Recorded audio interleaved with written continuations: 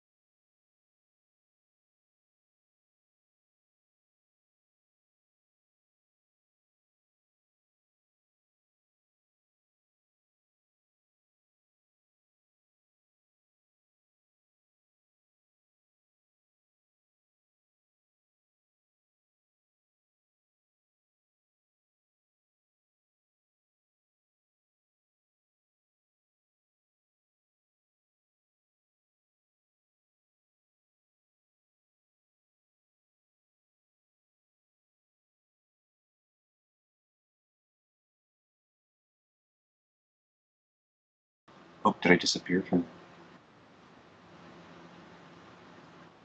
Hi, everybody. Hi, everybody.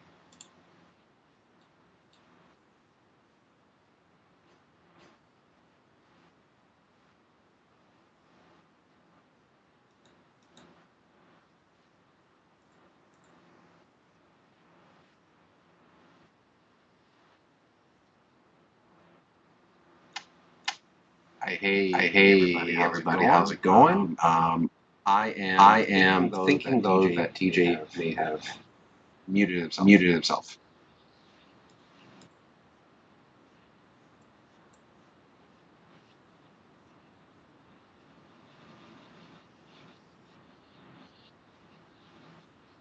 Hearing myself twice on the stream. You're hearing yourself twice. Okay.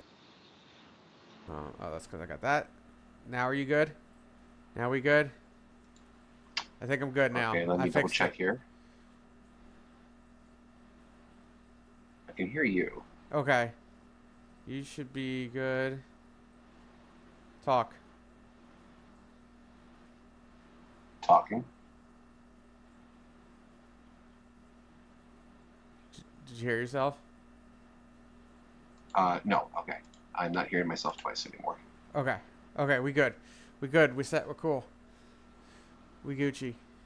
Awesome. Just wouldn't be one of our streams without some sort of audio glitch. Yay! I hate audio. Anyway, as I attempt to fix his box there. Okay. Hello everybody. We're back once again to another lovely painting stream.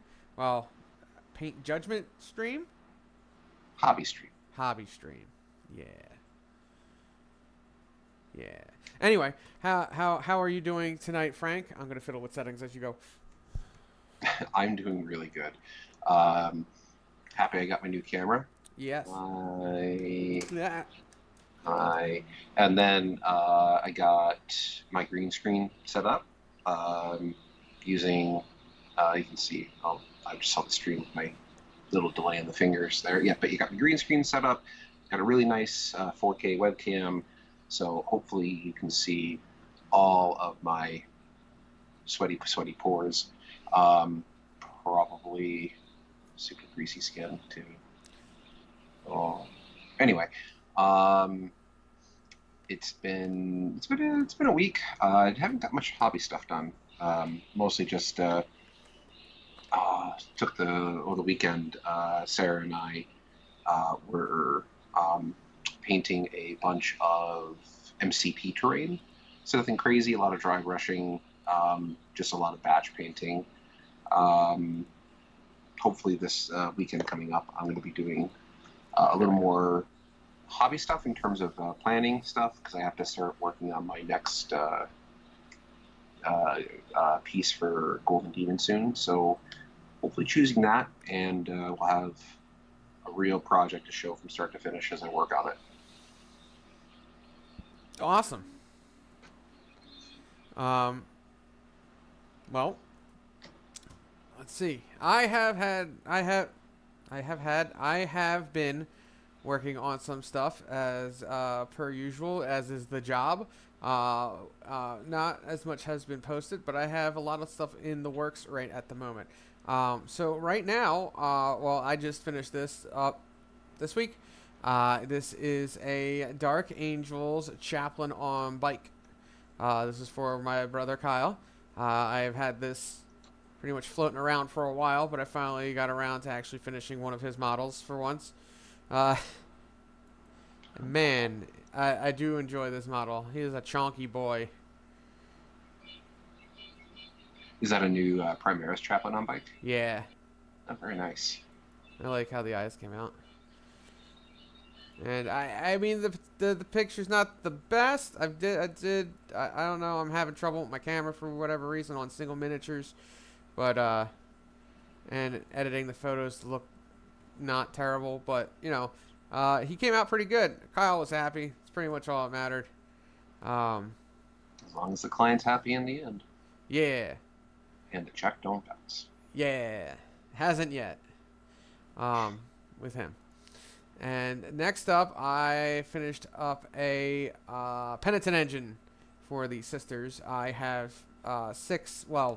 three penitents and three mortifiers, I believe they're called, Yeah, that I'm I working think on. that's yeah. I say that's a mortifier because that's Penitent Engine has a sister in it. That's definitely not a sister in there. No, this is a penitent. That's a Uh, Penitent Engine. yep, this is a penitent because it has the saws Oh, and it has the person really exposed. The mortifiers don't. The mortifiers have like the coffins on the front. and, oh, and typically have the flails. I think they can either of them can have the flails and the heavy bolters, but the classic like penitent had the saws, the flamers, and the person gotcha. exposed. I Okay, don't think it well, necessarily needs to be a sister. I think it's just a penitent like person. no, And I thought it came out pretty good. Uh,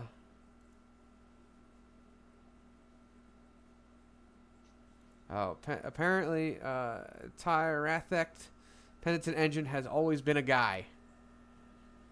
There you go. oh, Also, hello, Tyrathect 1. I have not seen you in here before, and I appreciate you joining us. But yes, this is a Penitent Engine for a long-standing commission I've been doing for my friend Paul. And again, I think he came out pretty good. I tried to, I had trouble getting really good pictures of some parts of it.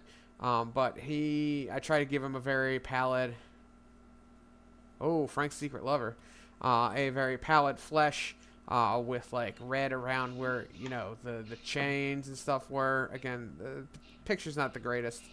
But these things suck to paint. There's just so much stuff on them, and I hate it. But that was the first one. The other 5 I have are in various stages of completion. And then lastly, I have gotten yet another lion to work on. which number line is this now? This is 2. This is 2. I also am simultaneously working on number 3. But number 2 here. This is for Phil from Nova. Oh, okay. This is his lion, and I need to get it done for BFS. So, because he's going, and he's going to be using him. So I have him and some eradicators to do for his Dark Angels. The base is almost done, which is nice. Base looks pretty dope. Yeah, I like how the little watchers are coming out. I like the choice of like that very dark magenta color to contrast against the lion for the washers. So I'd like to take credit, but this he wanted as close to box art as I could get. So the lion actual box art, they are this color. Oh, okay, okay. Or a similar magenta-ish color. I tried to match. But yeah. Again, everything always looks better in person. I gotta get better at this picture thing. But yeah, that is what I have. I also have on my desk various other Sisters of Battle in different levels of completion. I finished Sister Superior for a Repentance Squad, which will not see the light of day now because they are horrible. If you even see Sisters, because apparently they bad. But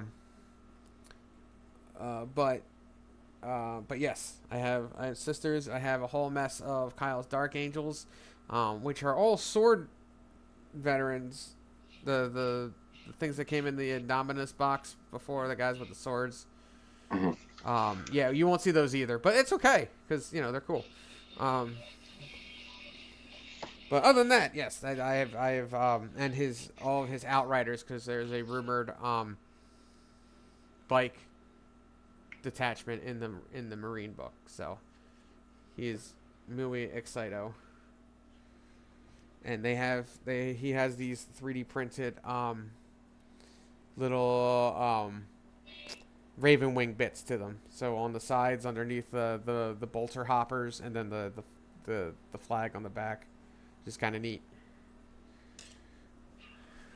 pretty cool. I always like the flag. Reminded me of the Polish winged hussars. Yeah. And it makes the bike stick out, which is really nice.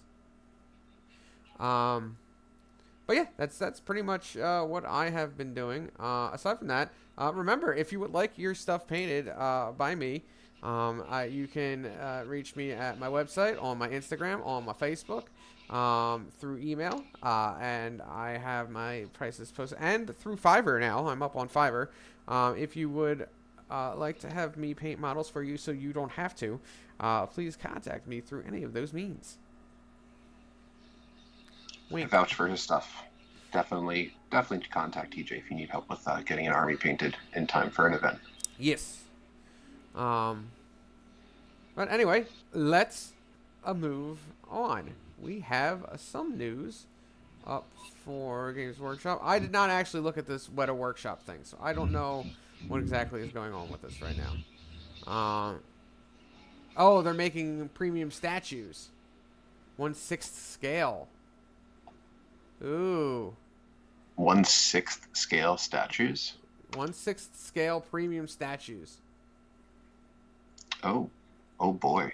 Oh god. So these are like big. A 1/6 scale.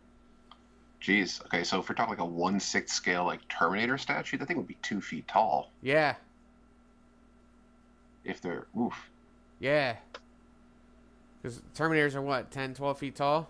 Yeah, between 10 and 12 feet. Like the scale Terminator that Games Workshop brings with them to events, which has the most cringy, eye-rolling name ever, Arnold. Mm-hmm. He's supposed to be a 2 scale Terminator, and he's every bit of 12 feet tall. Dom, I can get that done if you want me to. 15, like... Yeah, I could definitely get that 15 World Leaders Terminators for BFS done. But let's see. Next up, we have the Big Pigs for the Iron Jaws. I love the Big Pigs. There's apparently 3 different versions of it that you can field, which is pretty neat.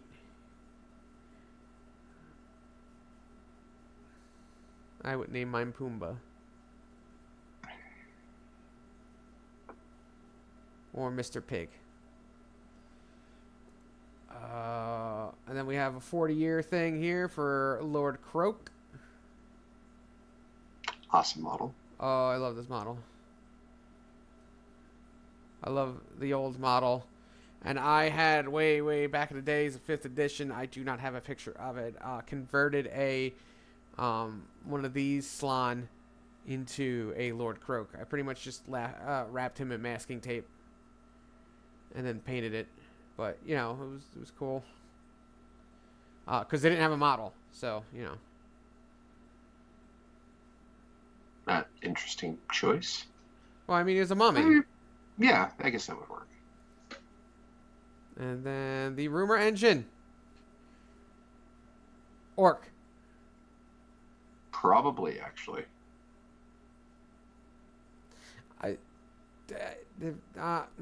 If I was to guess, I almost want to say Ideneth, but the serrations aren't as exaggerated as their stuff normally is. Yeah, plus they typically have like a swirly, conical design to their stuff. Yeah. This looks too well done to be orcs, and then not well enough to be Ideneth. So, in other words, I have no idea. But I'm going with orcs. Okay, works for me. All right. Past that, we have some army submissions. And first up, Frank, what was this man's name? Which army are we starting off with? The fish. Oh, the aquatic NIDS. So this is an army painted by a buddy of mine. I've met him. Where did I first meet him at? I think I actually first met him at the first time I judged Nova back in 2022. So not that long ago. His name's Dean Pritchard. He primarily orients himself with the Hobby Goblins group, which is a great bunch of guys, mostly based out of Florida. But I've seen Dean at a number of events. I've seen him, I come across him at Nova. I've come across him at Adepticon. Of course, Nova again this year. I don't know. I don't know if Dean's in chat right now. If he happens to be, I did text him, let him know that we were going to be live tonight looking at his stuff. Oh, there he is. Yeah, there he is. Hey, Dean. I think he was at ACO too, because I think I remember seeing these guys. Yeah, that was the other question. I wasn't sure if he was at ACO. Yep, ACO. Yeah, so Dean definitely travels around. I know he does a lot of major events. So Dean is genuinely speaking, he's a very talented painter. He has a great knack for color. He took a very unique and what's what I'm looking for. A very time-intensive approach to his NIDS in terms of what he decided to do with a modified coconut crab color scheme, where he decided to go with more Leviathan colors, but he did it in the coconut crab style. Oh, now you're into the other person. No, I'm good. I fixed it. Okay. So, Dean's submission for review with us tonight is based primarily around his desire to do better in competitive army painting. I also know he's into competitive painting. Dean won gold and I believe best in show last year in the Nova Open, or the Capital Palette apprentice level. Oh. So he won that for, I believe it was a barbed or a scythed Hierodule he submitted. So, he's got some accolades to his name. So congratulations on that again, Dean. And he's looking to try and up his overall competitive painting presence. Now, Dean, since you're in the chat here with us, bud, would you say that you're more focused on trying to perform better on individual pieces, or you're more interested in like hobby showcase competition, like what Nova does or ACO, for example? Give him a second to respond, because I know there's usually a little bit of a lag.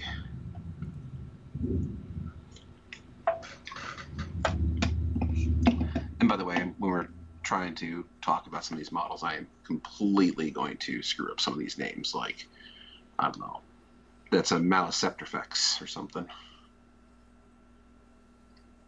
Oh, he had 2 best in categories, Barbed Hierodule and Venonthropes for the unit. Silver for his Swarmlord apprentice category. Nice. So I'll give him a second to get caught up in terms of the question I asked before about his. Yep, that's the Hierodule right there. That one best in show for the apprentice category.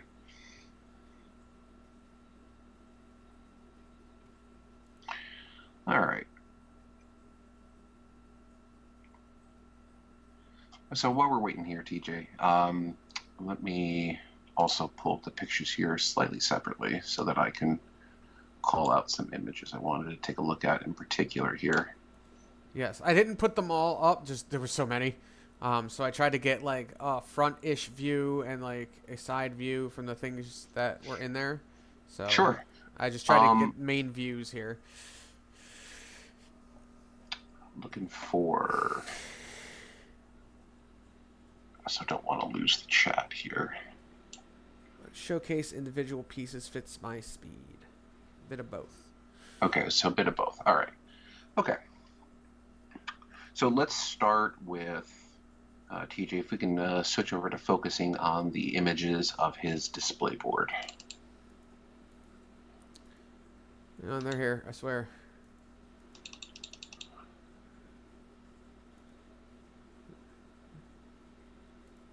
There we go. Is that one good? That's perfect. Yep, that's the one I'm looking at in detail right now. All right, Dean. So some things that I would say here about this display board. Now, I know you've gone through several different variations on your display board. I remember the first display board I saw was like the Tyranid organism, like erupting out of like ocean depths or something to that effect. Like it was almost like a giant aquatic plant that the um, oh, my image viewer just decided to go all wonky on me. There we are. Okay. You had that giant aquatic plant or aquatic organism that was coming out of the water, like a giant maw that the Tyranids were sitting in at first. And I saw you had your smaller one. I guess it was more of a travel display board. And I think this is your third one, at least, that I've seen. So a lot of things I like about your display board is in terms of overall shaping, you've got a lot of interesting shapes, cuts, nooks, crannies, a lot of places that you could really go to town with in terms of what the display board has going on.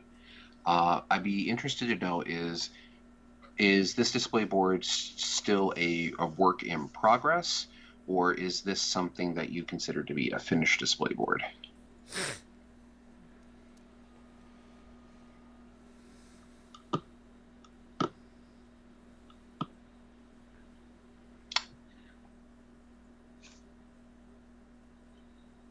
Sorry for the silence, guys. It's usually I think there's like about a 3 second. It's still a work in progress. It's a work in progress. Yeah. Okay, cool. So keeping in mind that it's a work in progress, so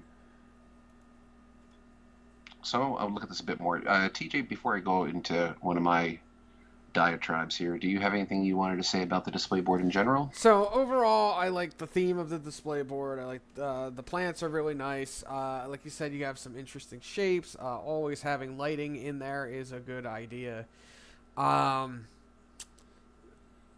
I mean, it is a good display board. I think, if I were just on an initial glance at it, if I were to have any straight up critiques, it is a bit, and I get it. It's made out of foam. It is a little blocky, a little less organic for under the sea. But because water is gonna wear some of it away, and rounded shapes are more likely. But I mean, again, it's just minor critiques here.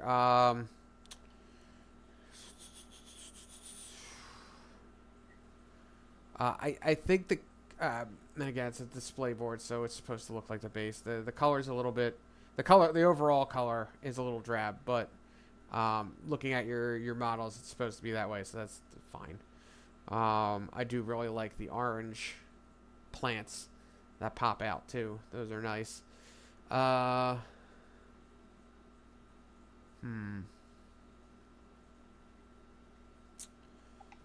Honestly, I think that's more or less it.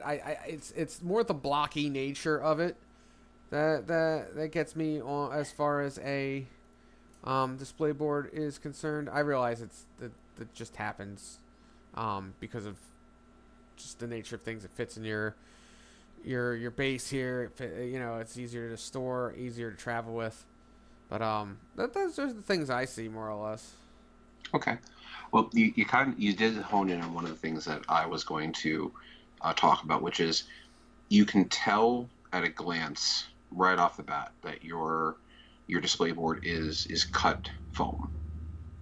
I would try to do more to hide the great part. One of the greatest issues, one of the greatest skills in our hobby is taking something completely mundane, reusing it in a unique way, but not knowing what it is. Like there's that famous piece of I forget if it was Tau or Eldar terrain. I think it was Eldar terrain, where there was a tower built, and they built it out of a juice bottle, some sort of British brand juice bottle, but like you couldn't tell it was a juice bottle.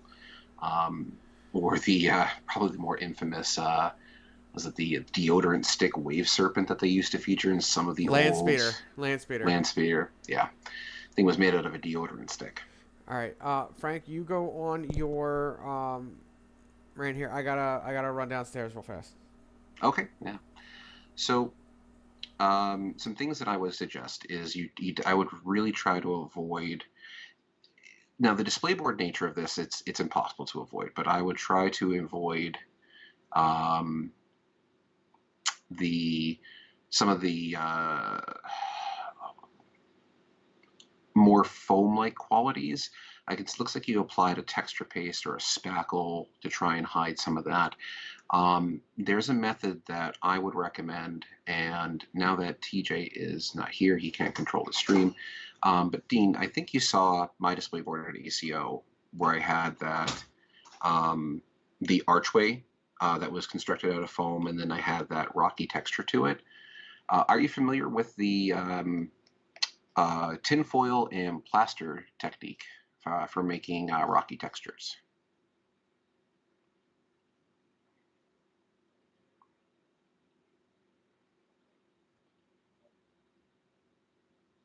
Thanks. Yeah. The embedded lighting actually was kind of a pain in the butt, but actually it wasn't actually that hard. But okay. So if you're familiar with that technique, and for anyone who's watching is not familiar with the process of creating rocky textures using tinfoil and plaster, what I do is you build your structure out of foam, carve it, and put it into your general shape that you want. Hack away at it at a hot foam cutter or with a knife or whatever, and then you take sheets of tinfoil, ball them up fairly loosely because you need to unball it. And then after you unball it, you get this crinkled sheet of aluminum foil. You fold up the edges to make a tray, and then you pour plaster in there. And typically, what you do, sorry, I should probably start looking at the camera more often. I'm not used to having one. And then what you do is you mix plaster with twice the amount of water that you normally would because you don't want it to be at paste. You want it to flow. And you pour it into these molds that you've made out of crumpled up tin foil. Let them dry, probably overnight because there's twice the water in there. Um, Take them out of the tin foil, let them dry again. I let my sheets of the rock texture dry between layers of paper towel, again for another night. And then the next day, or a couple days later, however long you let them sit, you just take them out, you break them up by hand, or you just hit them with a hammer. You get a bunch of random shapes, and then you glue them in place around your foam. And then I use specifically because it's you can buy it in bulk. It's way cheaper than like Milliput or something like that. I get air dry clay, which typically air dry clay is just super fancy paper mache. Very simple, very easy to use. You mix it like 1-to-1 with water. You can shape it and mold it just like clay. And I use that to gap fill and then smooth out some any rough transitions from the foam into the rock texture. And then let it sit for a couple, 2 or 3 days. Get my NEPA speak out there. Let it dry for a while. In some cases, I let it sit for a week before I could touch it again. That's the only drawback to that particular technique. And then you get this really nice, natural-looking texture. Very great, good to use. And I think that if you were to apply a technique like that to your edges of your display board here, um, trying to focus on hiding some of the like right where you have that cut in the right where you have that cut, that little cove on the far left side of the picture, it just reads block of foam. Same thing in the bottom where you kind of have these scallop cuts. Again, it just reads as cut foam. So I would try to do more to hide that, make it feel a little bit more natural. And then let me get back to my image viewer where I can zoom in and out. I would just try to do more also with aquatic plant life, definitely along those edges where rock is meeting, try and get some sand built up in there, using some texture paste. I know you've got a lot of elements on there, but if you're going to try to mask a lot of this, if it's not too much of a pain in the butt for you, or you may not even care, I would probably Maybe take off those elements if you can without damaging them, and just try and get more of a natural texture into some of those, just to try and hide the foam nature of what you've got going on there. Now the reindeer moss that you have on the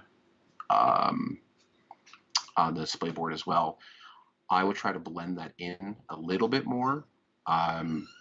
Do you by chance use an airbrush?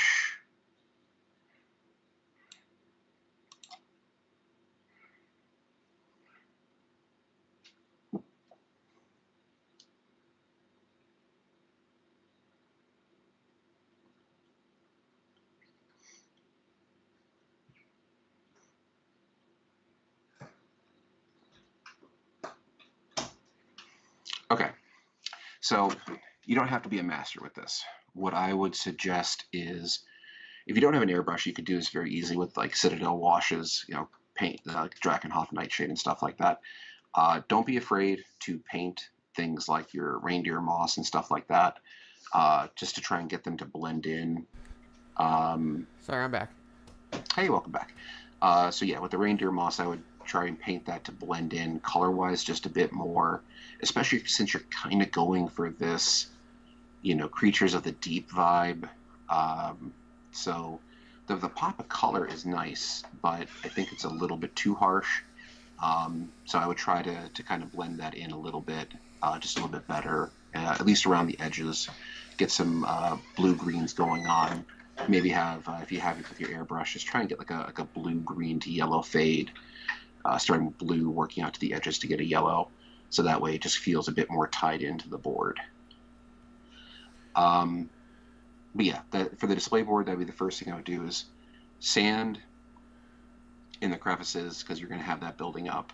Of course, since you're saying work in progress, I'll assume that you have more plans for some more plant life, aquatic plants around the board in general, and just try to hide the foam nature of that board as best as you can, just a little bit more. Even the framing, like looking at the one picture that TJ has up on the stream right now, where you've got like all your big bugs down there, I would even consider just trying to make that not such a hard transition.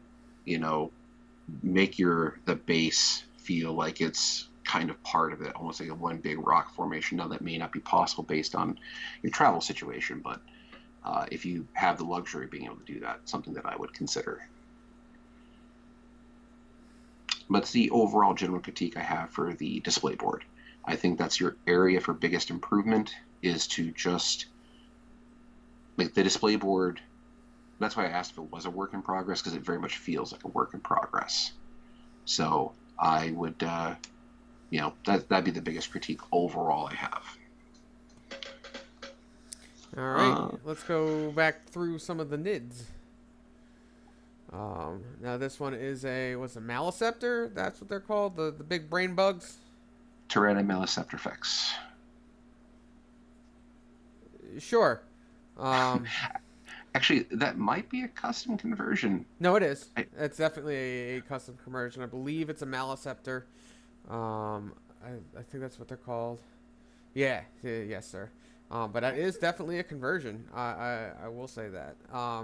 And I like it. It very much goes with your aquatic kind of theme here.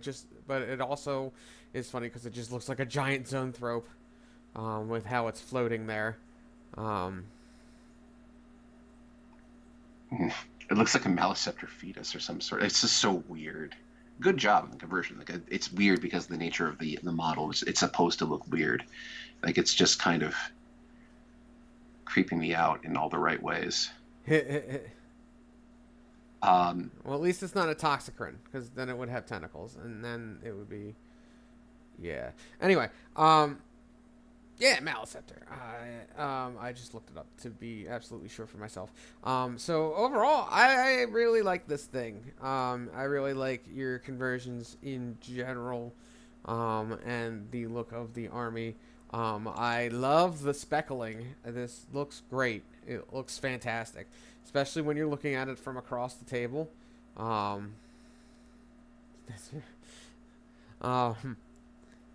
Like, especially when you're looking at it across the table, it is fantastic.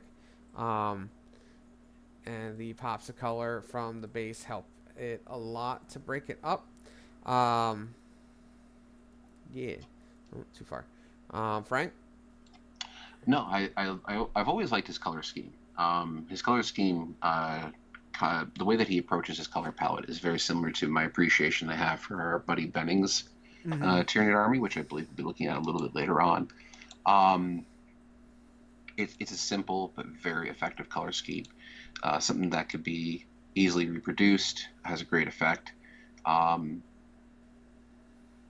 Let me see. I'm just kind of scanning through some pictures here right now to see if there's anything that honestly, some would be okay. The I'm probably gonna get the unit name wrong. Oh, okay. You're looking at right now. That picture right there. You're looking at The that's a Haruspex? Haruspex. Yes. Yeah. Okay. I think this is a good example of where we need to worry about or where we need to start talking about refinement. Okay. So there's some. Trying to keep my eye on. Yeah. So we talked about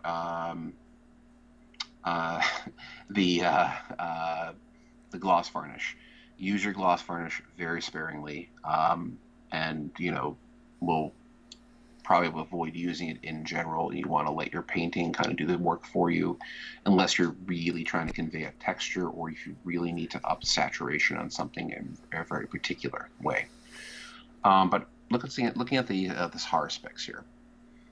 Um, there's nothing wrong at all with using inks, glazes, washes. I'm a massive fan of them myself. But looking at what would be the Haruspex's right shoulder area, where you have the purple coming down, that I don't know if that's an intentional choice, but at a quick glance for me, that reads like a staging mistake. Like there was a wash that dried here that wasn't really supposed to dry there. So when you're doing your painting approach for your army, are you? I'm assuming that you might start off with a base of this bone or cream color, and then you might apply some inks or washes. Is that fairly accurate?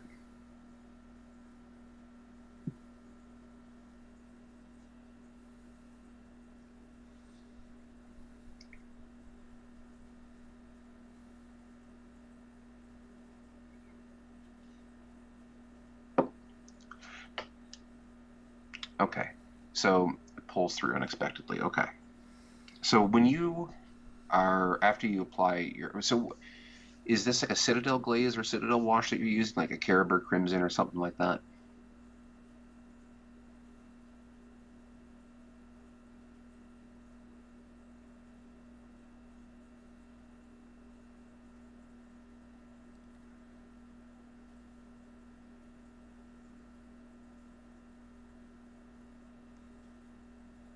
Light prime, purple and black color bands, dots, highlights, recess shade, then glaze over. Okay.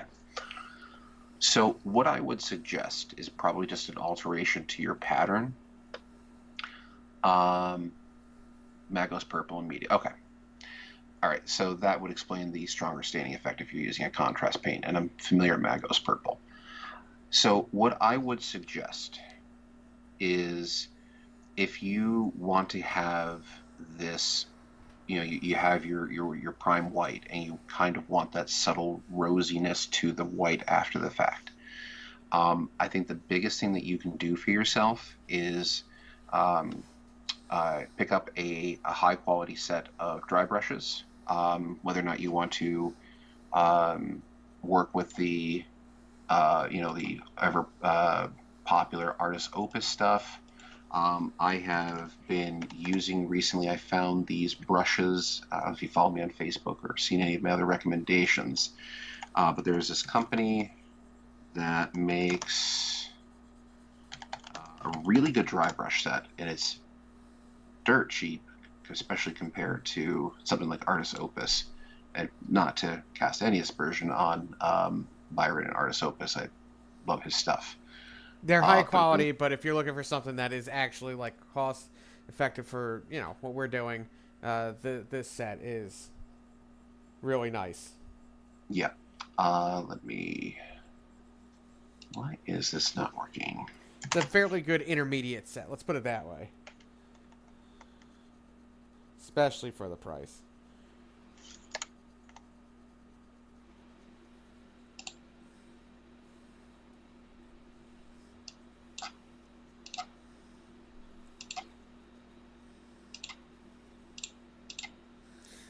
So as far as I'm concerned with this guy, biggest thing that sticks out to me, aside from obviously it's a hard respects and what Frank was pointing out, but the first thing I see is that green, and I love it. I think you need more of that. Honestly, I think you need that pop somewhere on every model. It just so like the don't get me wrong, the blue, the purple, the white, the black, that all looks great. Your scheme is great. That green, that gives you that one big pop of interest, and I love it. I love it on this model, and I think there's one or two. I think your Zoanthropes have it a little bit here on his, or sorry, the Neurothrope has it on his the dangly bit here, whatever. I know it's anglerfish barb, and I don't think anything else really has that. You have it in a couple of other places, like the power coil thing here on this Tyrant, I believe that is. But I think that green that you have for its mouth bits there should be in more spots. I love it. Sorry. Yeah, technical difficulty over here. I recently had a little bit of a snafu with my Amazon account, and they still have some extra security measures on there. So it was I had to go through a multi-factor authentication thing. Frank will give me get the link, and I will put it in the description for the video. So these are the artified dry brushes, but yeah. Yeah. But yes. Anything else with this? Looking closely at it, I think if you were to push, say, just this model in general forward a little bit more, I would say, well, you have a couple of nicks here and there that need fixing. That's just game wear and tear. So I'm fairly sure you're aware of that. But I think the black needs to be highlighted in some way, or edge highlighted on each of the pieces on the claws, on the mouth bits. Don't get me wrong. I love the black. The black's a good contrast here. I like the black over like a bone color easily. I think the black really, really fits. I just think you should highlight the black. Either you could go with a dark gray, you could go with a light gray, whatever you think will fit. Just the black needs a highlight for some sort of depth. Here's my recommendation, Dean. I'm going to combine TJ's recommendation with how I would approach this, and I was going to bring up edge highlighting. So just to backpedal one step. So to adjust your overall basing process, the way that you approach your models from square one, I would advise or recommend doing your white prime, apply your glaze, go in with a very large dry brush. You want to go with the largest dry brush that you possibly can. And I would recommend highly, very much so, following the Artis Opus method for dry brushing, which I won't get into that. Go find his videos on YouTube. Byron has some of the best tutorials on dry brushing that you can possibly find anywhere on the internet. I highly recommend them. He's so talented at it that he can make his dry brushing looks like airbrushing in many circumstances. But if you change your process where you're doing your glazing over the white before you start going through all your coconut crab work, I think that'll do a better job of helping you to get your depth in your model. I would probably even say start off with an off-white. Like if you prime white, or find like You could get Gray Seer, you can get Wraithbone. Those are off whites. Wraithbone. Yeah, Wraithbone I think would be your best choice. I mean, Gray Seer's Or something. gray. Yeah, Wraithbone, something like that would be a really good choice. And then it gives you the flexibility of being able to dry brush up with a white, should you really want to.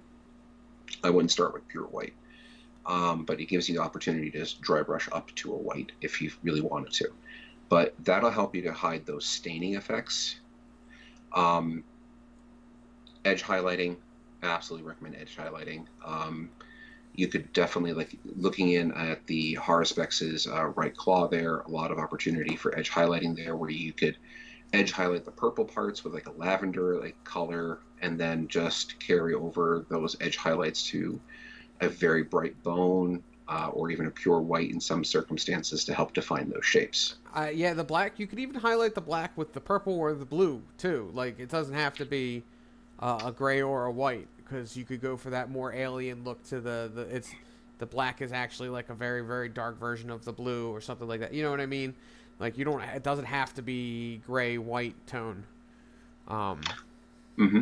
So here's my recommendation for you. If you really want to put the time in, you really want to up these models, don't start with black, start with Dark Angels green. Shade down to black in the deepest parts.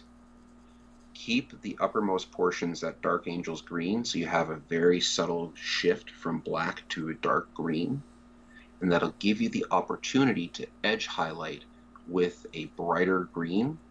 So what you would do is you edge highlight the darker areas with Dark Angels green. It'll have a very subtle effect. It's kind of like highlighting black with something like dark gray, Eshin gray, or like a Dark Reaper, Dark Reaper gray, or whatever it's called, or Skaven Blight Dinge or something like that. It's there. It's very subtle, but it's there. But then you can lead that edge highlight up to Dark Angels green, or you can, I'm sorry, edge highlight the black areas with a Dark Angels green, and that'll give you the option to then highlight the areas that are Dark Angels green with a brighter green. So therefore you can get more green contrasting against your purple. Because if you've ever looked at a real color wheel, I don't recommend looking at basic primary color wheels. I highly recommend looking at the real color wheel. That will give you more accurate depictions of what you want, because the contrasting color to purple is not yellow. Contrasting color to purple is lime green. So you have a true violet, you want a yellow green is the actual contrasting color to it. like the one you have in the mouth bits. Like, that's great. That's the reason why those tentacles or whatever it is coming out of the Harspex's mouth pop so much, is because it's framed in purple, and that's very much a yellow lime green color. That's why I love it so much. Yeah. I also would be careful in terms of just having color for color's sake. I don't know if TJ commented on this, but I'm just going to say this, and I mean this in the nicest way possible. I do not like the blue tongue coming out. It's neat because it adds some color variety in this case, but it also feels disjointed. I would have rather seen that be a purple or magenta color, something that ties back to the main color scheme, and it would add a lot of color contrast. I agree. I love the blue, like in the corners of the, like in the vent holes, and you have those vented areas, or the eyes. The eyes look great, but those like the piping areas between, I actually really like that spot of blue. I just don't like the blue tongue. I think that that's just a bit too much. I think if you went for, like, again, something that felt more like a natural color, something that gelled with the rest of the body of the Harspex would have worked a lot better. A pink or a magenta, or even a purple, I think would have looked really good there. And that's also a good opportunity to actually make effective use of your gloss, because I know they're supposed to be underwater Tyranids, but you could put gloss varnish on something like that tongue, or careful application over the tentacle area, because that'll give the impression of it looking wet. Moist, if you would. Yeah, if you did, I think if you did a purple or a pink, I wouldn't. I don't know if you want to necessarily fade up to a blue, but I think if you did, so like for example, the tongue has that hook, has that the barb on the front, like the thing that the piercer or the what's the word I'm looking for? The stinger. It's a stinger basically. Yeah, yeah. If you, but the body of the Haruspex itself, I'm sorry, if you see me looking off the screen, I have another monitor with it over here, so I'm more or less directing myself. Um, Looking at the body of the Haruspex, I have more pictures. you've got. I'm looking at the same picture. Oh, that's actually a good angle. Let me switch over to that one. So with the so the body of the Haruspex, right? You've got a lot of this purple, creamy bone color thing going on. So your primary color in the body is purple, and you've got the blue accents, and then you have the black claws. So if we're talking about having the purple body with the claws and the black areas kind of fading up into like a dark angel's green or a forest green, giving you the more opportunities for edge highlighting, I would do the same thing with the tongue. Have the tongue start off with a dark purple, maybe going up to a pinkish flesh tone color, and then you have the stinger or on the front, another opportunity to include green, where you could have that all the areas, the shaded areas are true black, blending up to a dark angel's green, and then you use edge highlighting to sell the rest of the colors. Yes. So that's probably the most the most in-depth I could offer there in terms of how I approach your color palette and your painting in general. So prime whatever you're going to do all your glazes and washes first before you do any of your coconut crab stuff. Then do after you put your glazes and stuff on, dry brush the heck out of it, so that way you can avoid those staining or minimize the staining. Mm-hmm. Start your coconut crab work. If you have to, maybe go in with a little bit of glazing, very controlled glazing, to maybe sell or blend the effect a little bit more. And then for the black, to add more depth, I would start with Dark Angel's green as the base. You can even make it a little bit easier by washing those areas with Nolan oil or thinned down Black Templar paint. I love Black Templar contrast paint. It's very, very good. Black Templar is amazing. Kind of, you can even do, if you get the dry brush set I was recommending before, you can use the dry brushing method to dry brush the Dark Angel's green back over your washed areas. Nothing wrong with dry brushing if you learn how to do it properly, and then sell the rest of it with edge highlighting. I definitely would work on upping your edge highlighting game. That's all in the refinement process. Yep. If you want to put up wins in competitive painting, it's all about refinement.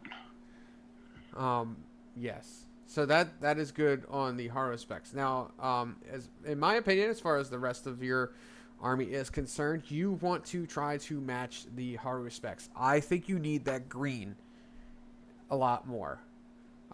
Even for this guy, the tongue, you could, for instance, leave the brain blue. You could leave the brain blue, but I think you need green in other places on this guy. What else we got here on the scythe hydrodual, the barbed hydrodual, scythe hydrodual, whichever one, the hydroduals, make the inside of the mouth green.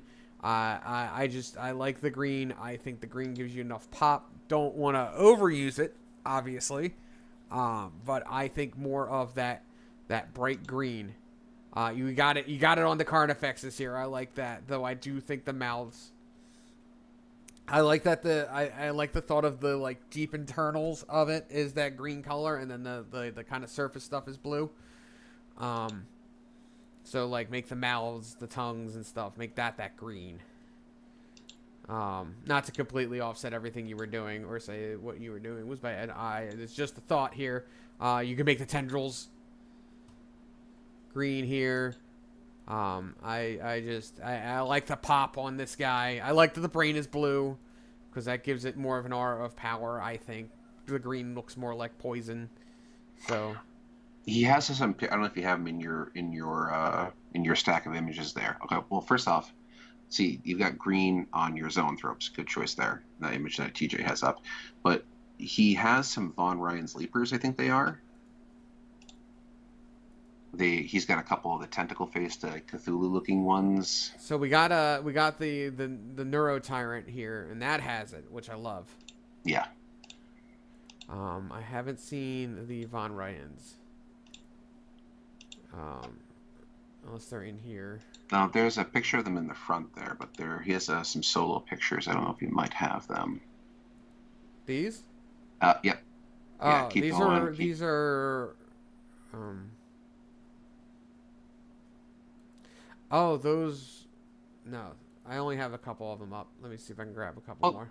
That's good. That image right there. It's a little blurry, but it'll. It's when talking more about the color. At a quick glance, these are 3-color minimum. Like in terms of like the fanciest way you can do 3-color minimum, your 3 colors are purple, blue, and orange. So I would. Those are lictors, which I'm painting the new kids. Okay, so they're just lictors. I'm sorry, I thought they were the Von Ryan sleepers. My bad. It's so hard to tell the difference between them. And I'm not a NID player, so probably the real NID player is just like, oh, you're crazy. Those are lictors. Those aren't Von Ryans. Well, I play Dusty Space Marines, so I don't know. I think those are Death Leapers actually. But anyway, go ahead. Here is where we have opportunity again for color. Like the tendrils, the mouth tendrils, again, great opportunity for more color there, more color variety with the green. Generally speaking, your use of the blue here is very consistent. I just kind of wanted to point out that there's just a lot of blue here because of the choice of making the mouth tendrils blue. And I also wanted to talk to you about your orange aquatic plants. The new one is actually a Death Leaper. Oh, okay. He says you're right. It's a Death Leaper in the middle. I saw the eyes. They have lots of eyes. For your aquatic plants that you're doing, just to kind of help push them along in terms of your color variety, experiment with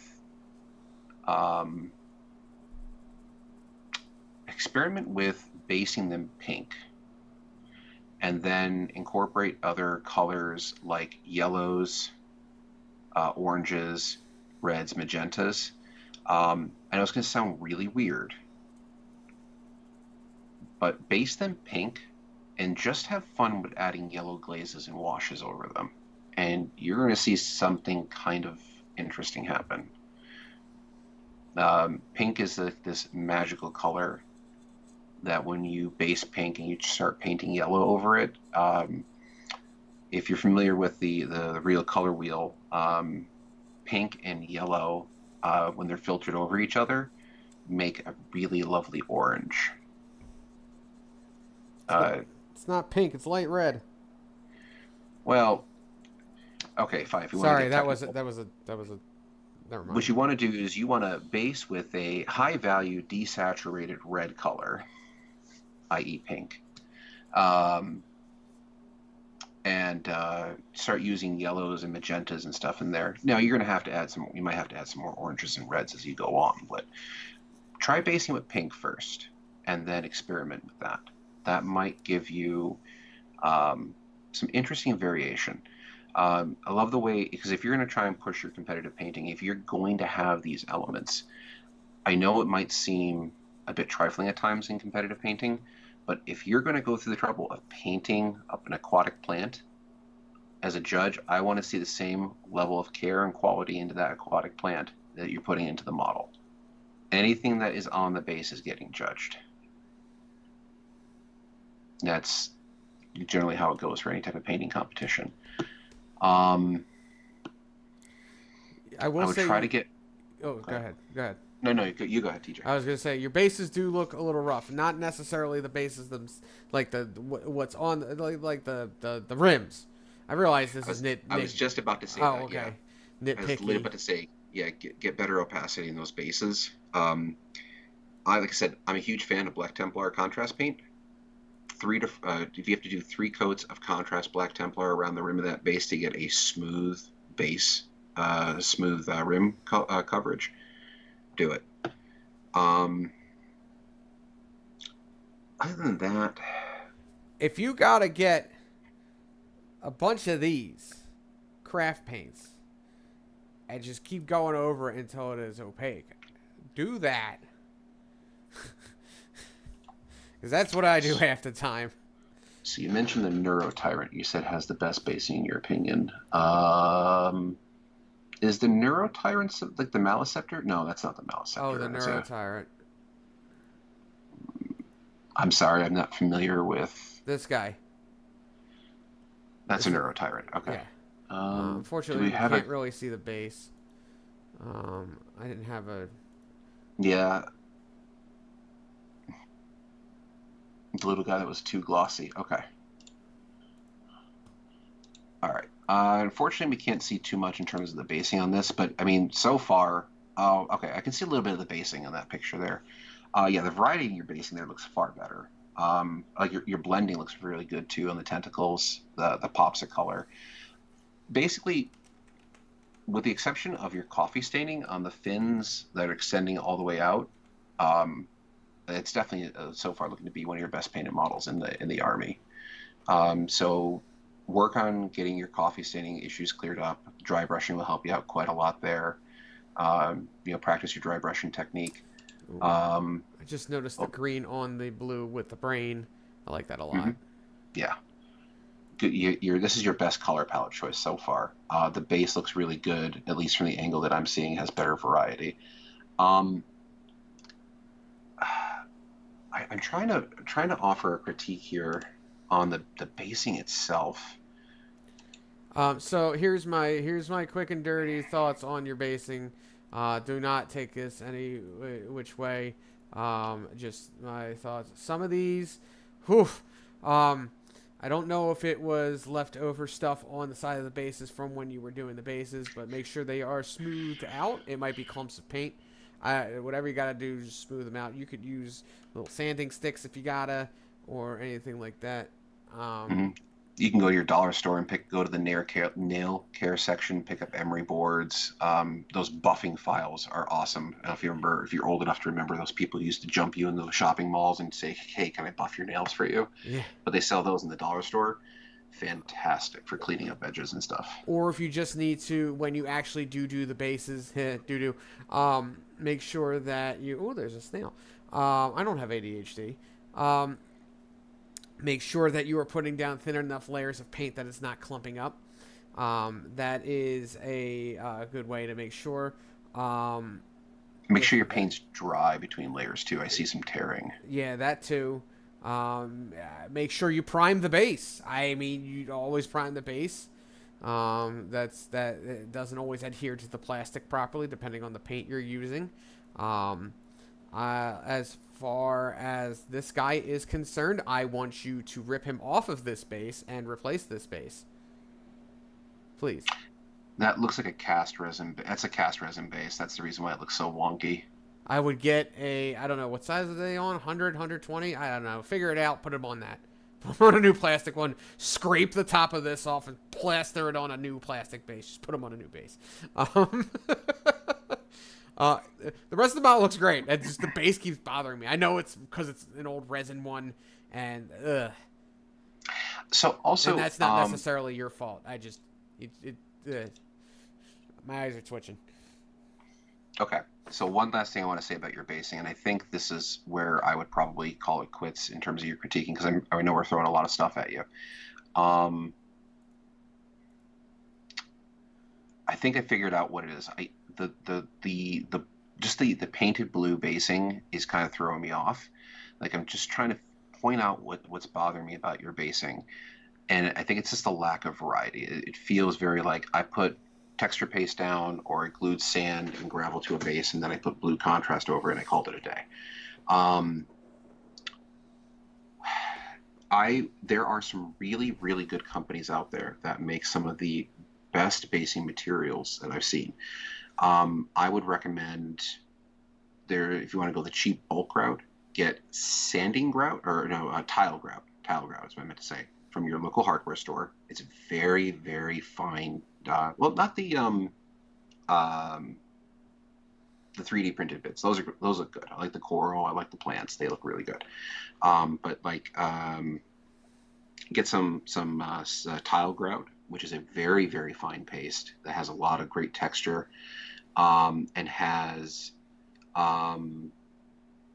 perfect texture for creating a sand. What I would probably consider your shift in your basing, and this will contrast beautifully with your purple army.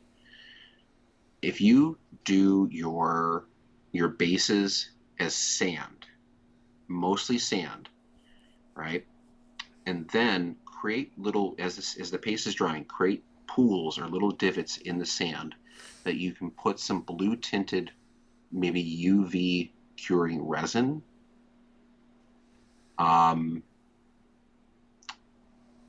They're the three products I would recommend: tile grout, AK Interactive terrain or diorama stuff, or my favorite company for basing paste, and the problem is they don't make very large tubs of it. Is this company called, I'm looking at it right now, it's called Huge Miniatures. I'll take a picture of some of their jars that I have here if you want a reference, and I'll text them over to you personally. But these guys make some of the, like, hands down, like the best texture stuff I've ever used. And they're not super expensive. They just sell them in small jars, unfortunately, so you'd have to order a handful. But to kind of get your aquatic nature going off, do your bases as almost probably mostly sand. Create pools in the sand that you can have water there, so it kind of looks like they're not fighting underwater, but they're fighting on a shoreline. And before you put your resin and stuff down, paint your sand yellow. All right, and yellow with off whites and things like that. AK Interactive Ice Yellow is probably like one of the most amazing colors you can get. You can also get dedicated sand colors and things like that. And then you'll have a yellow base that'll contrast with all the purple that you have on top. All right, and then you're going to have your greens and everything kind of mixed in there as a transitional color for contrast. And then you can have your blue accent marks in the model, like the blue color pops, match down to the blue that's going to be in the base, so you have some tie-in, right? But it's not going to look, don't take offense to this word, it's not going to look lazy. And I think that's kind of what your basing is coming across, is it does look a little lazy in terms of texture paste, maybe just a contrast paint, and then some dry brushing on top to finish it off. I think you need to up your basing game. And I think if you do, I said before, with your display board, and you start putting in more sand and built up, and you incorporate that sand, or again, I would probably say tile grout for the amount of the size of the project that you have to do, would probably be your best bet. I think that would be a great way to go, is incorporate more of a sand base as opposed to just this feeling of them, just because it's not really selling underwater. But, All right. That's everything I have, TJ, unless you have anything else that you want to offer. No. You insulted him enough. And your breath smells, Dean. Um, You look terrible in your green jersey. No, I love you, Dean. I love every time seeing you and hanging out with you, buddy. um, Thank you very much for the opportunity to provide you feedback on your army. yes. No, this army is great. Once again, it looks great, especially fighting against it across the tabletop. Like you have the perfect, like, a tabletop looking army. It pops and stuff like that. But again, we were giving feedback to up your game even further. But yes, I do love this. I hope to see more. I can't wait to see the newer NIDS done. The newer models, because some of those models are sexy. Yeah, but if you do a new model following the advice that we gave, and you want us to take a look at that and provide a progress update, by all means, please let us know. We love reviewing models that are sent back to us after feedback is given. Yes, we do. But anyway, let us move on. We have another set of Tyrannids sent in to us to take a look at. Let me find them here. Get the army shot. Here we go. Here we go. We have a xenomorph inspired Tyranid army from who was this again? Bobby Soto? Bobby Soto is Yes. the painter's name. Yeah, BFS, right? Here's the thing. In the 40K community, at least on the East Coast, I think there's two guys named Bobby Soto. So this one is a different Bobby Soto. I'm not sure if you've ever met this. No, you do know Bobby Soto. I actually messaged him saying, "Hey, you know TJ Myers, right?" And he says, "Yes, I do." Oh, okay. So No, I know I've met him. I know I do, faces and names and 88. Yeah, I ain't got it. But no, I know I've definitely met him. I think I've played these NIDS before, so it's not like I haven't seen them before. And yes. I know there's one of the Bobby Sotos is with BFS, so. yeah. That's where the confusion was with. I also confused him earlier with Robbie Vega. I guess it was the Bobby. I don't know. But anyway, who I also really aside. like, Robbie Vega is awesome if anybody knows him. Super nice dude. I unfortunately got to double shoot him with flash kits at one point. But anyway. Yes, these are xenomorph inspired Tyranids, and well, from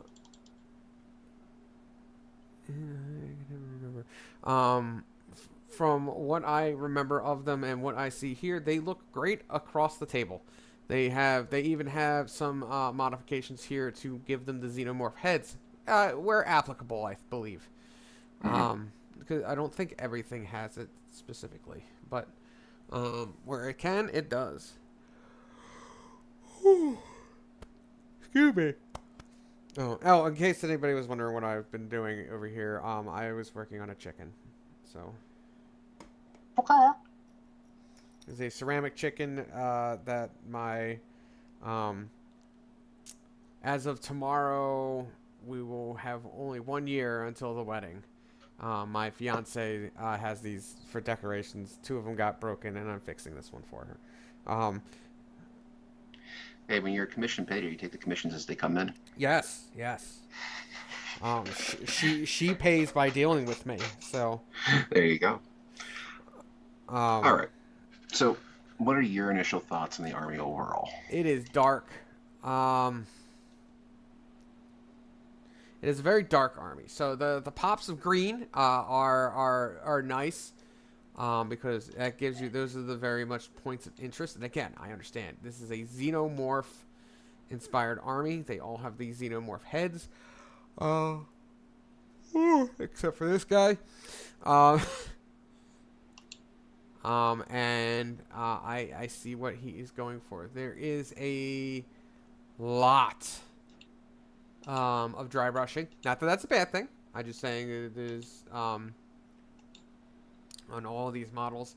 I will say, on an initial first glance, looking at the army, once you look closer, you can see that there's more to them.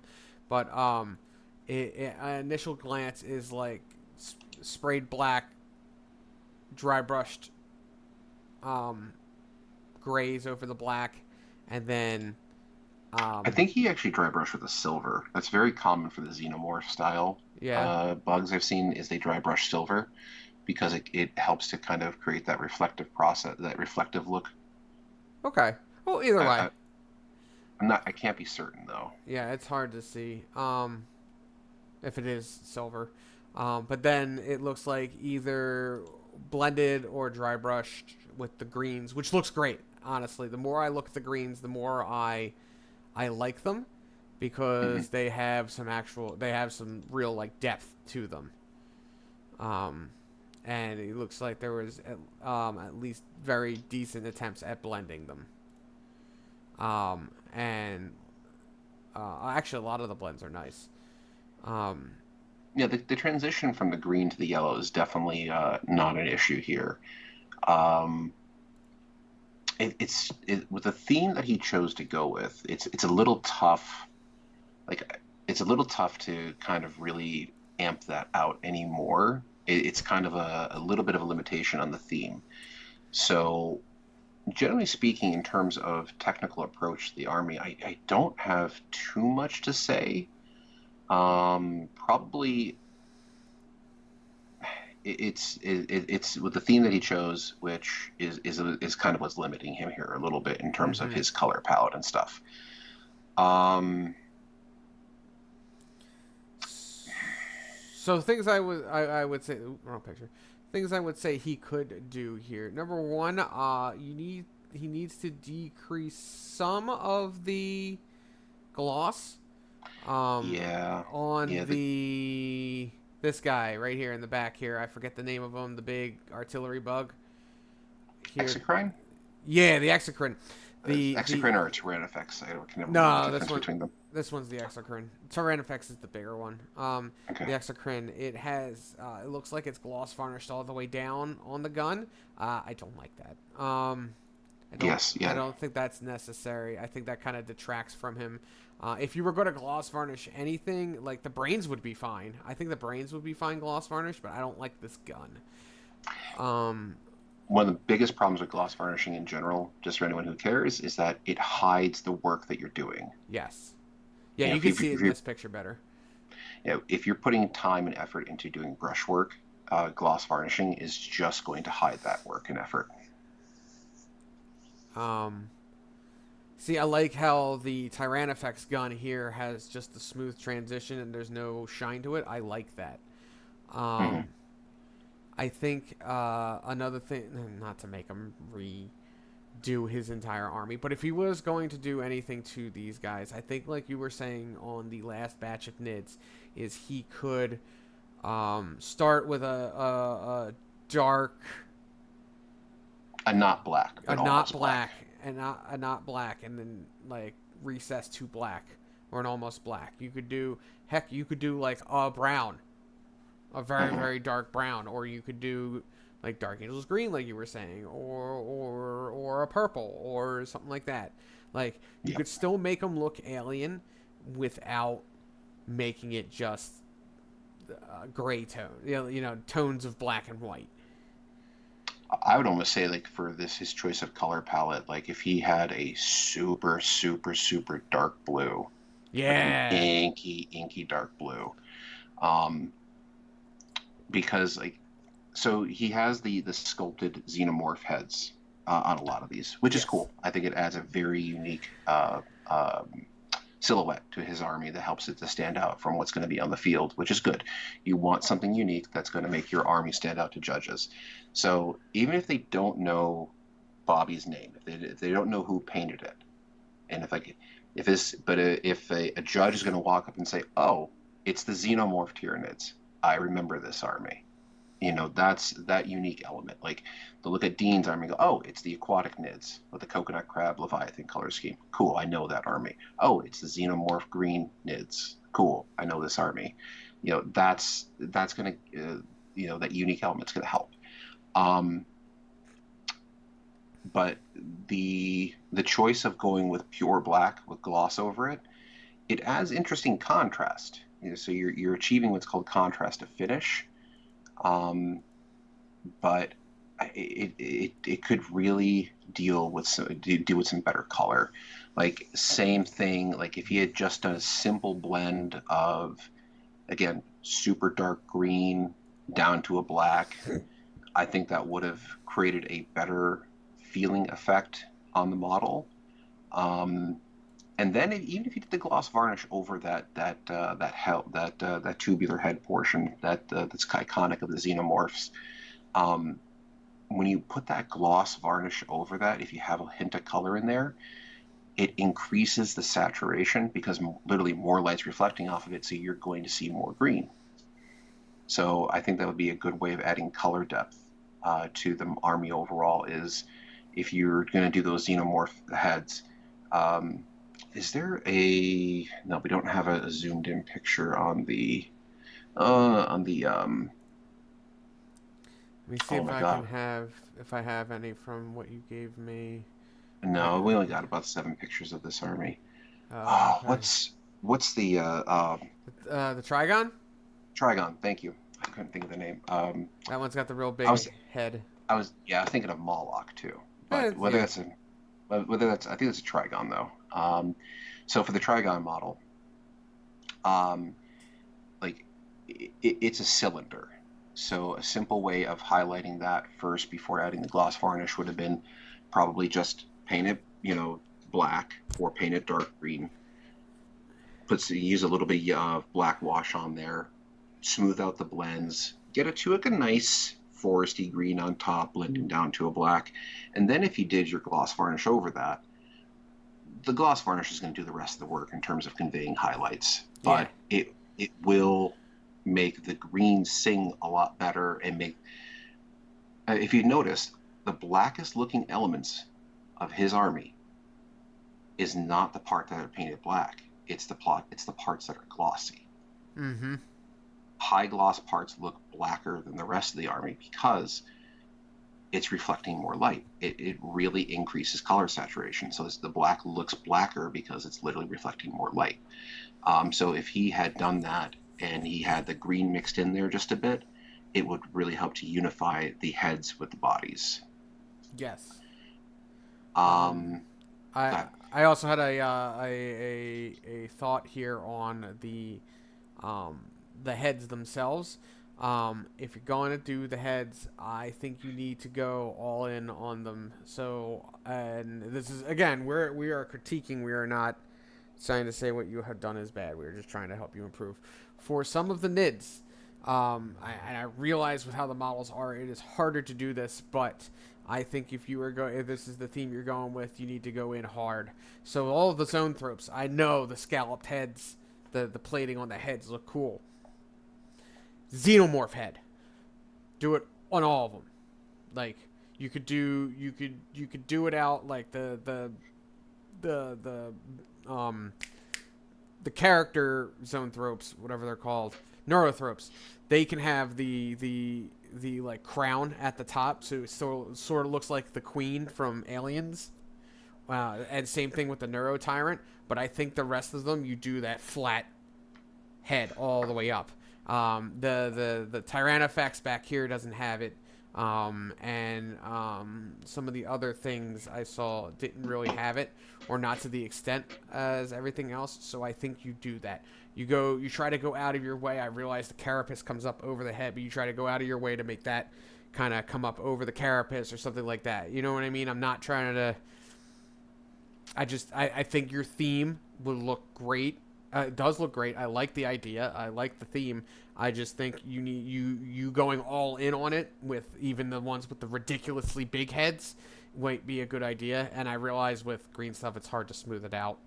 But like even with the Malathrop or whatever this Maliceptor, that thing, the thing with the gigantic skull, that is yeah, we just go ahead and say F it and then just xenomorph head. Cut them off all the spikes, xenomorph head.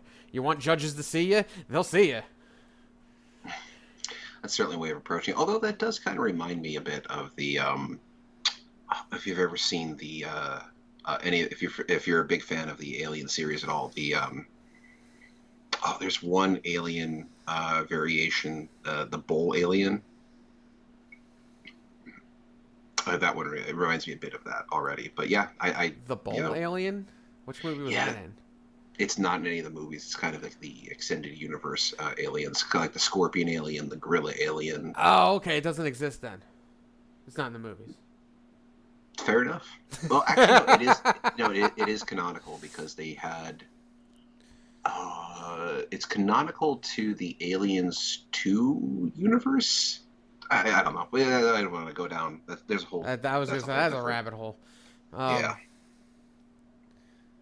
But no, that's just a thought. I mean, otherwise, the rest are fine. But I think, yeah, I think what we were saying with the black and the dark tone is because your greens to yellows looks great. I love it. The black is a bit, I don't know, flat. Oh, And It is a bit flat, and again, it's just because it's missing that saturation. yeah, it just needs some color. Like technically, I believe there are very few things that are actually like true black. There's that Vanta black. Everything else is just a very very very very dark version of like blue or green most of Hmm. the time. So like that's what they're going to be. Um, so that's what I would try to do with this. Yeah, the thing is with black, like if you're going to draw inspiration from, especially from xenomorphs, which itself draws inspiration from, real life insects, I would pull up reference pictures of black insects, really, and see and try and draw a little more inspiration from there. You'll see that they are a very deep, or not deep, but a very saturated black. So this is one of those situations that if you're gonna gloss varnish, you might have to go all the way. But I would probably not recommend that approach. Shading black with blue literally said that to three people at or shortly after Nova. Nice. Um, no, I think that's definitely the way to go with that. Is to do that. Otherwise, again, I love your greens. Your green to yellow. That looks great. Um, I think like our last guy there, your bases probably need to be touched up a little bit. The flat brown's fine. I don't really care about that, but just the rims mostly. Just clean them up. This is all I'm saying. So here's my biggest feedback for you, Bobby. Um, I know you want to try and get into Hobby Showcase. You have a unique slant that you're going for. You've built yourself an idea, and I think you need to, because when it comes to Hobby Showcase events, if you're trying to compete for things like Ren Man, if you're trying to compete for display, get into a Hobby Showcase and try and win an award for a best painted army. When it comes to competitive miniature painting, I say you always come from a place of art and narrative. That's where you start. So right now, I'm looking at your army. I'm just like you look at Dean's army, and you know, unfortunately, Dean was in the previously there, and he's got a theme to his. So it's not like I'm trying to hold one artist up over on a pedestal over another. But Dean has a unified theme for his army. He's underwater. He's trying to go for these underwater themed or aquatic themed Tyranids, and he's built up a narrative, and he's very consistent with that. So far, your army, I'm looking at it, is just like, I thought xenomorphs were cool, so I gave him xenomorph heads. Bada bing, bada boom. Um, I think you need to lean more into that narrative, that theme. So, like, off the top of my head, hopefully you catch this feedback, and if you decide you want to go with this idea, totally steal it. I don't care. You got xenomorph themed Tyranids. Why not build a display base that kind of look like Hadley's Hope? Or at least some sort of since your bases are just the basic ground, like some sort of like swampy area with a bunch of like xenomorph eggs in a clutch. Make your Yeah. If you ever get any of the Norns, make them look like a queen. Stuff like that. I mean, they already Yeah. kind of look like a queen, but Yeah. You try and theme your display. Basically, I'm saying is build your display board, solidify your theme, solidify your narrative. Um, get elements on there that try to sell this as being a xenomorph themed army. 3D print some xenomorph eggs, face huggers, like Dean just said here yeah. in the chat. Or you don't have to use face huggers. You can use rippers. Just put rippers on the list, scuttling along the bottom, maybe coming out of eggs or something like that. That could help kind of, it's a NID, but it has a xenomorph theme to it. Yeah, give the rippers the heads. Yeah. Find your narrative and run with it. Or when you make your ripper bases, put them coming out of eggs. Nice. There you go. Money. But like I said, build up your theme, build up your narrative, design your board. Like I said, me personally, I think it'd be very cool. Now, if you don't want to go through a massive rebasing process, I totally understand you wouldn't want to do that. But like, I think it'd be a really fun contrast if you have like that Hadley's Hope theme, like because Hadley's Hope, if you remember from the movies, had some neon signs in there, so you can have some very slightly cyberpunk-like elements to contrast against all the organic stuff you've got going on with your Tyranid army. Nope. Dean's stealing it, so he can't do that. Stealing that, done. All right. Well, sorry, Bobby. But that's our advice. But man, I hope it helps. Minimally, I think you, as we said, I'm not a big fan of the gloss, and just kind of highlight the heads like we were saying, and then do the gloss and the basing and your display board. Yeah, I think once you figure out your theme and your narrative, and you decide, I think once you decide what you're going to do for your display board, whether you're going to go for, a very generic 40K looking thing, where you got Tyranids kind of running through a city, you skew it more towards the aliens, narrative, where you go like a Hadley's Hope or an Alien Hive, or whatever you decide you want to do. I really think that once you've kind of figured that out, you'll see more falling into place. So that's the biggest advice I have is set your narrative, choose your theme, go in on it. Everything else will fall into place after that. And please, when you do a Haro Specs, have the tongue coming out, because I know there's a claw that you could put on it. Have the claw around something's head, probably a Space Marine, as if it was a face hugger. No, Kasserkin. Or a Kasserkin, yes, yeah. Do a Kasserkin. Paint them. Oh, dude, Kasserkin's painted as U.S. colonial Marines. Yeah, there you go. All right, and yes, there you go. Now let's look at our last set of pictures. This is coming from Mark Benning from our team, who has some spectacular looking NIDS. I have always thought that we have also given him feedback as he has produced these models as well. So first up, we have the what the heck is it? Psychophage? That thing. I always loved his theming here, his colors, and it does look great. The purples with the blues and just kind of understated, and the kind of stippling hash marks on the back on the carapace, and the very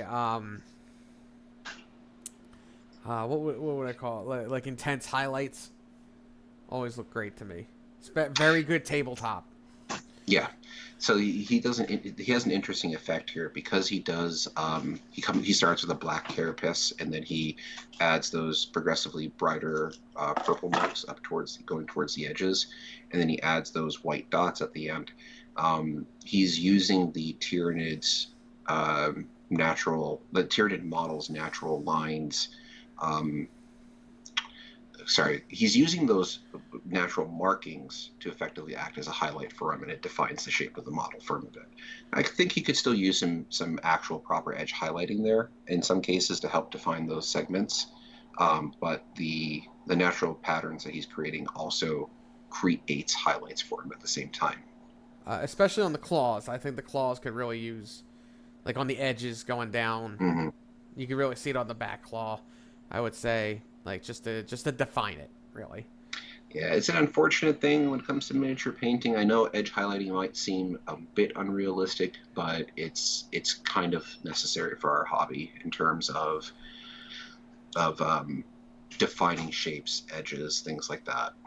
Trust me, as someone who has been working on a whole bunch of Marines, specifically the Lion and Azrael, a bunch, line highlighting can be a pain. But it is such a worthwhile effect. Mm-hmm.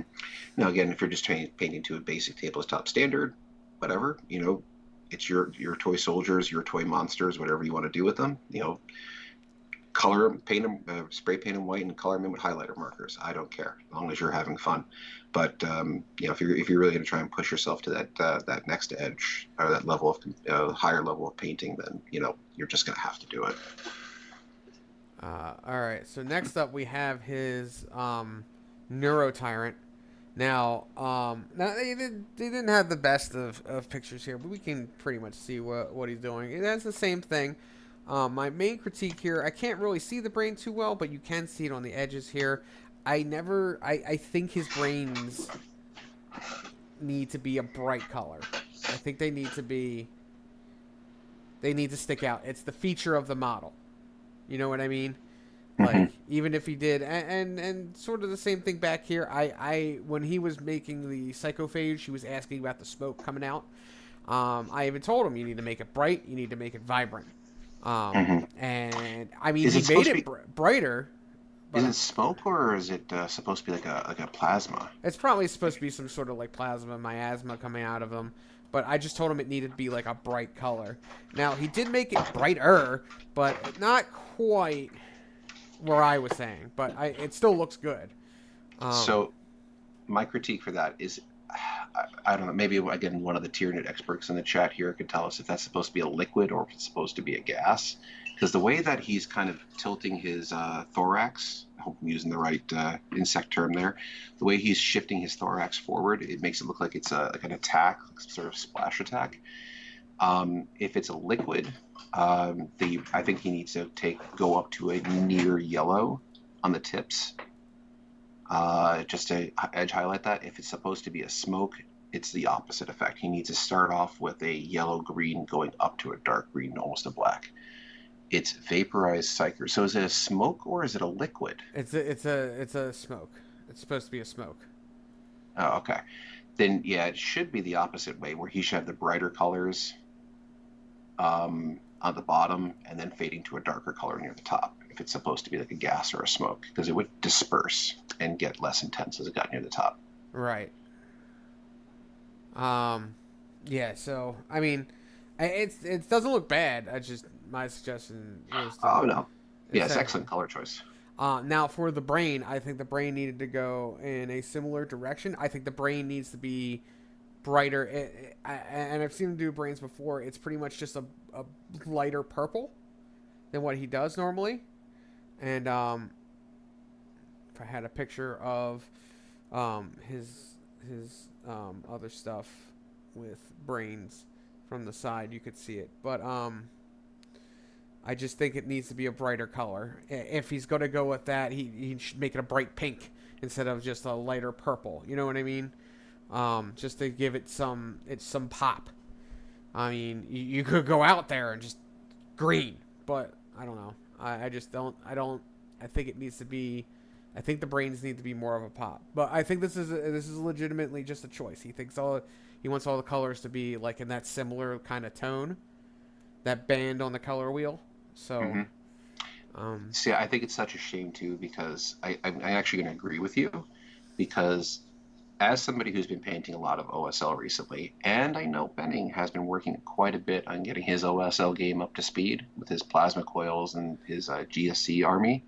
How mhm. cool would it have been if he painted the brains that bright, like a luminescent green, and then he edge highlighted the inside with Oh, the green to have that make it look like the crown had like a green underglow or underlighting. I yeah, I think that would have looked slamming. yeah. I think so too. Um, Man, I don't know, Kind but of almost makes me want to pick up that model to paint it myself. I think it's one of my mid models. they are great. They are great. I love these new Tyranid models. Then we have the Barb Gaunt. It's a Gaunt.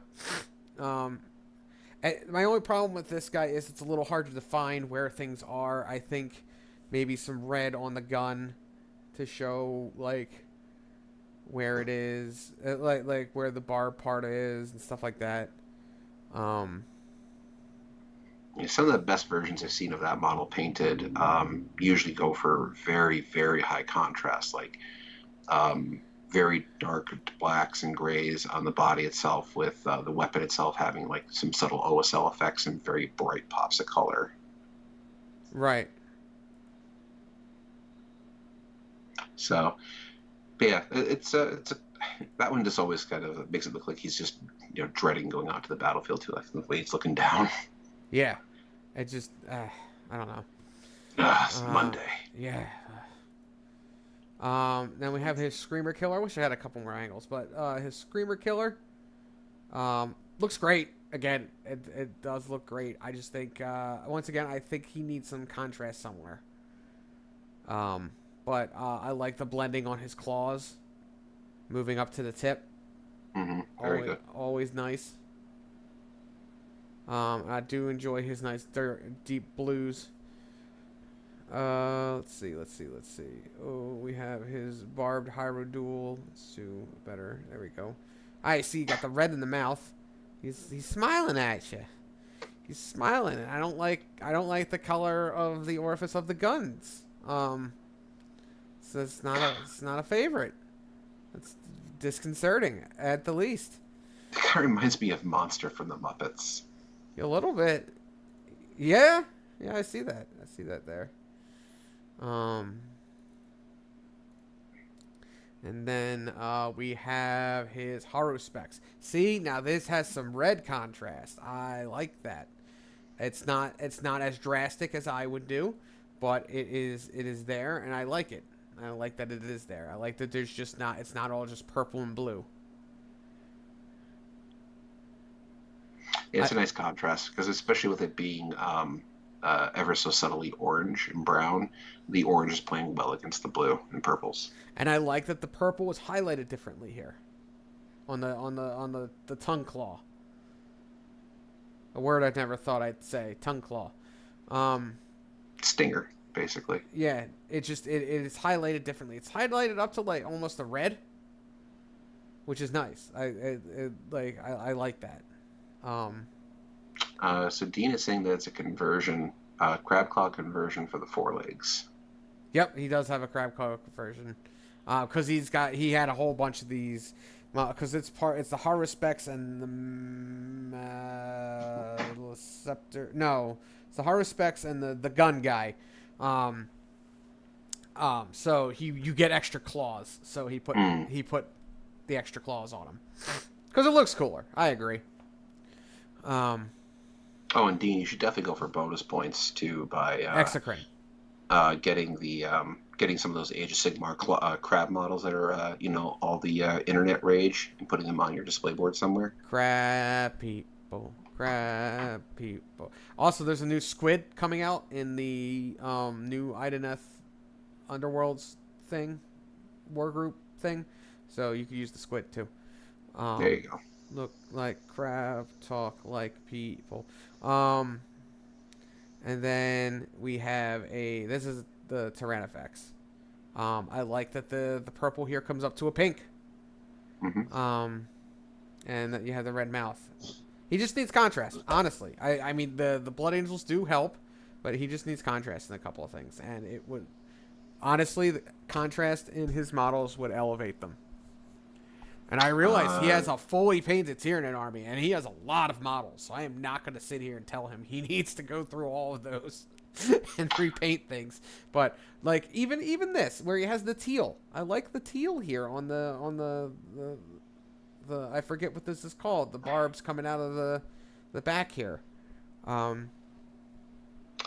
I think the biggest area he would need to probably see some improvement in, just as a kind of a general, like looking at that front arm that we can see straight on, not the arm, like not the claw part, but like the actual bicep into the forearm. Yeah. So some opportunities there for some better volumetric highlighting.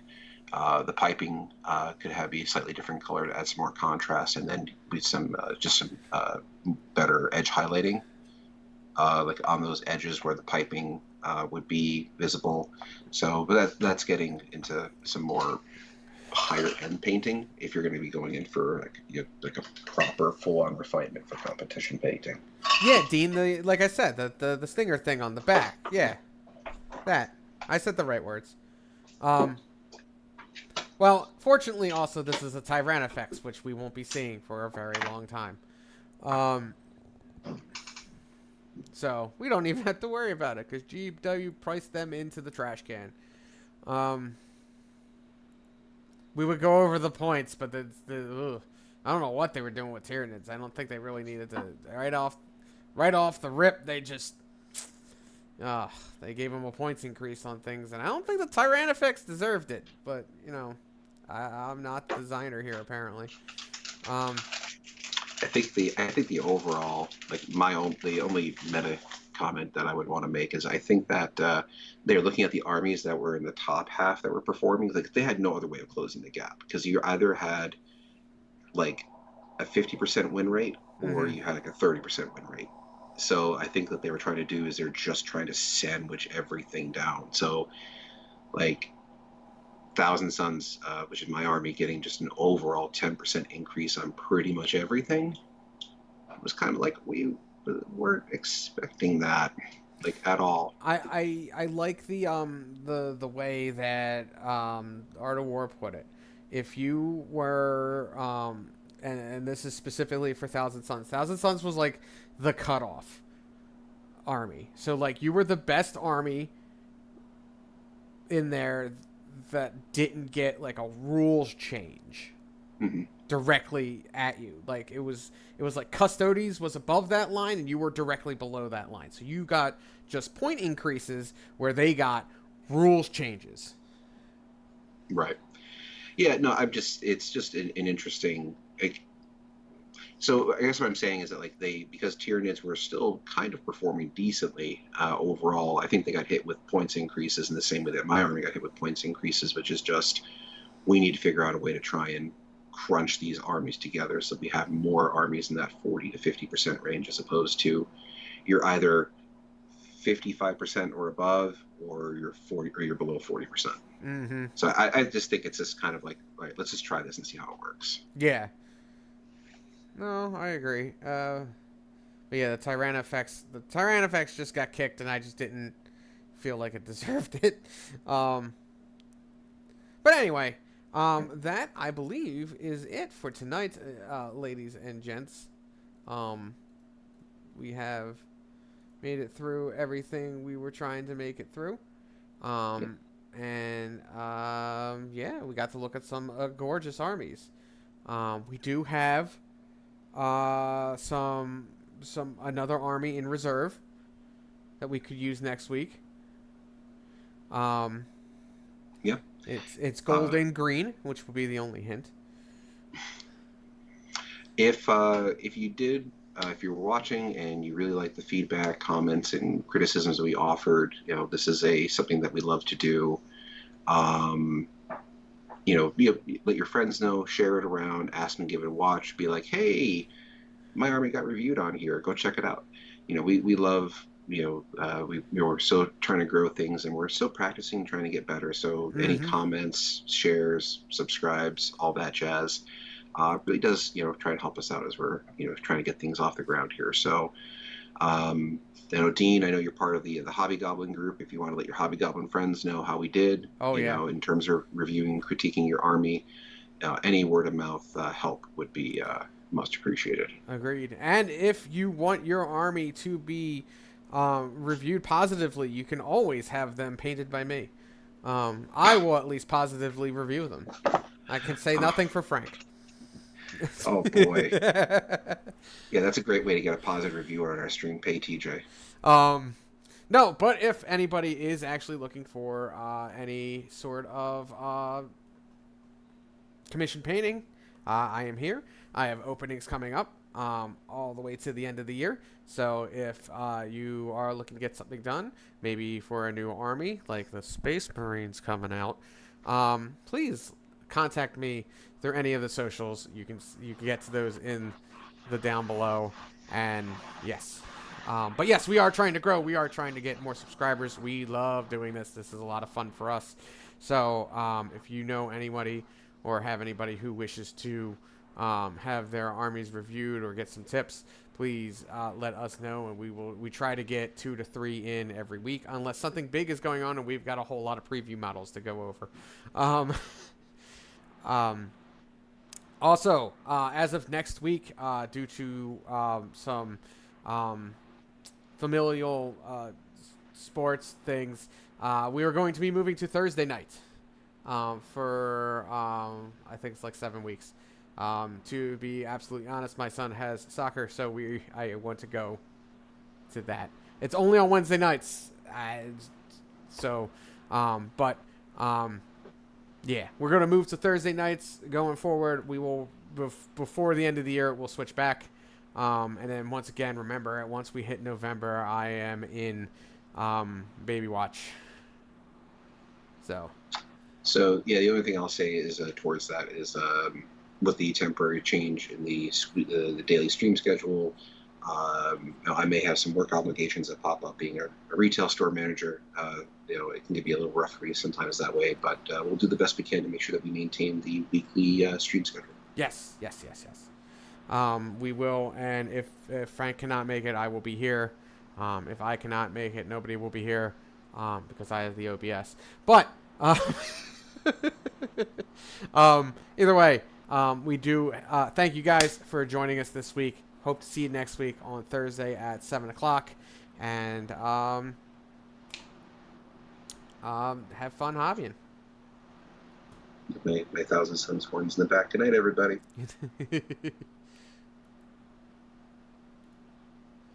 And we're done.